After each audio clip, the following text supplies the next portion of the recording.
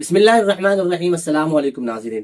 ہندوستان میں اس وقت ایودھیا میں زیر تعمیر رام مندر کے افتتاح کا معاملہ پورے ملک میں زیر بحث اور میڈیا کے سرخی بنی ہوئی ہے۔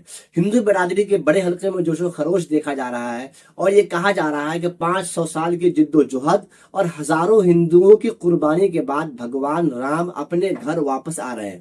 اس تقریب کی تیاری 16 جنوری کو شروع کر دی گئی تھی اور وزیر اعظم نریندر مودی 22 جنوری کو اس مندر کا افتتاح کریں گے۔ تو کیا کچھ دیکھنے کو ملے گا رام مندر کی افتتاحی تقریب میں، اور یہ کہ بابری مسجد کیس میں کب کیا کیا ہوا، جانتے ہیں پوری تفصیل۔ تو میرا نام ہے اعجاز احمد اور آپ دیکھنا شروع کر چکے ہیں اسکائی ٹائمز، یعنی آپ کی آواز۔ ناظرین، مسلمانوں کے ایک متفقہ پلیٹ فارم آل انڈیا مسلم پرسنل لا بورڈ نے ایک بیان جاری کیا ہے، جس میں وزیر اعظم نریندر مودی کے ہاتھوں رام مندر کے افتتاح کو سیکولرزم اور جمہوریت کے منافی قرار دیا ہے۔ واضح رہے کہ 9 نومبر 2019 کو سپریم کورٹ کی 5 رکنی بینچ نے متفقہ فیصلے میں اپنے خصوصی اختیارات کو استعمال کرتے ہوئے بابری مسجد کی زمین رام مندر کے لیے دے دیا تھا، جس کے بعد سے ہی مندر کی تعمیر شروع ہو گئی تھی اور 22 جنوری کو اس کا افتتاح بھی ہو جائے گا۔ جس مقام پر رام کی مورتی نصب کی جائے گی اسے گربھ گرہ یعنی رام کی جائے پیدائش کہا جاتا ہے۔ مندر ٹرسٹ کے مطابق اس کے لیے سونے کے دروازے نصب کیے گئے ہیں۔ افتتاحی تقریب میں شرکت کے لیے 7,000 سے زائد مہمانوں کو دعوت نامے بھیجے گئے ہیں، جن میں سیاست دان، سادھو سنت، صنعت کار، کھلاڑی، بالی ووڈ شخصیات اور سرکاری اہلکار شامل ہیں، اور پورے ملک میں اس دن آدھے دن کی چھٹی کا اعلان بھی کیا گیا ہے۔ البتہ ہندو مذہب کے 4 بڑے مذہبی رہنماؤں یعنی شنکر آچاریوں میں سے بعض کو دعوت نامے دیے گئے ہیں اور بعض کو نہیں بلایا گیا ہے۔ تاہم 4 شنکر آچاریوں نے اس تقریب کو ہندو مذہب کے خلاف قرار دیتے ہوئے اس میں شرکت سے انکار کر دیا ہے۔ اب جانتے ہیں کہ بابری مسجد کیس میں کب کیا کیا ہوا۔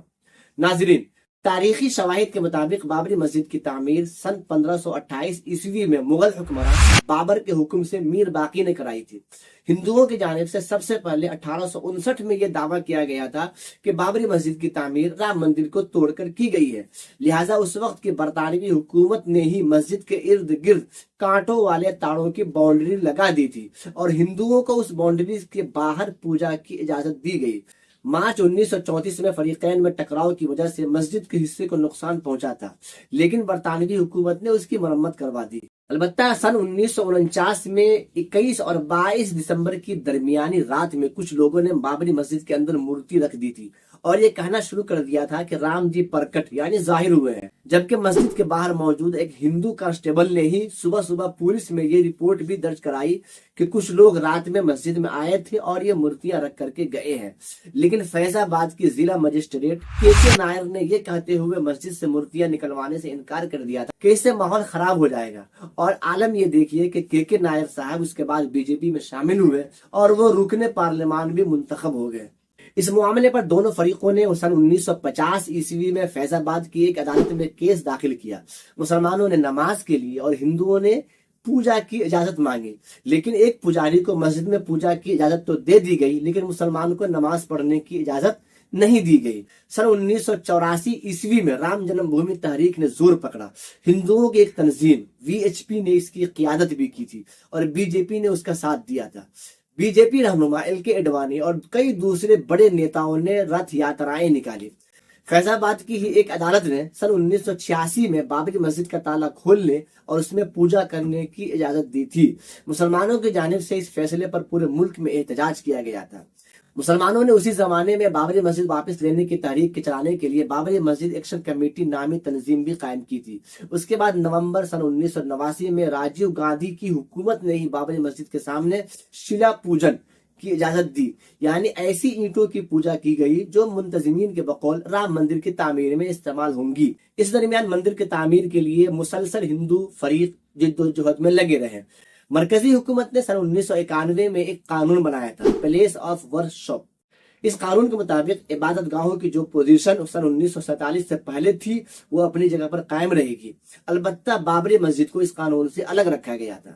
ادھر VHP اور BJP کی تحریک زور و شور سے جاری رہی اور بالآخر 6 دسمبر سن 1992 کو پورے ملک سے بلائی گئی ہندو بھگوا داری نے مسجد کو توڑ دیا۔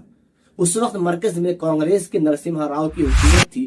ان پر الزام ہے کہ انہوں نے بابری مسجد کو بچانے کی کوئی بھی کوشش نہیں کی تھی، کیونکہ جب بھی انہیں صورتحال بتانے کی کوشش کی جاتی تو جواب یہ ملتا کہ راؤ صاحب پوجا کر رہے ہیں۔ یو پی میں کلیان سنگھ کی حکومت تھی، انہوں نے بھی بھیڑ کو روکنے کی کوئی کوشش نہیں کی، بلکہ مسجد کو توڑ دینے کے بعد ان افراد کو بسوں اور ٹرینوں کے ذریعے بحفاظت ان کے گھر بھیج دیا گیا۔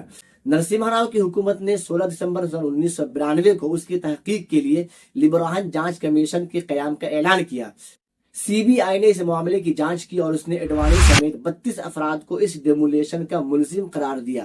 سپریم کورٹ نے سن 1994 میں کلیان سنگھ کو بابری مسجد کے ڈیمولیشن کا قصوروار بھی بنایا تھا اور ان پر ایک دن کورٹ میں کھڑا ہونے اور 20,000 روپے کا جرمانہ عائد کیا۔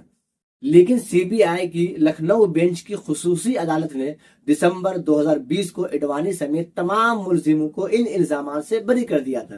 لیبرہن کمیشن نے اپنی رپورٹ 30 جون سن 2009 کو اس وقت کے وزیر اعظم ڈاکٹر منموہن سنگھ کو پیش کی تھی، جس میں اس نے نرسمہا راؤ حکومت کو بابری مسجد ڈیمولیشن کا قصوروار قرار دیا تھا۔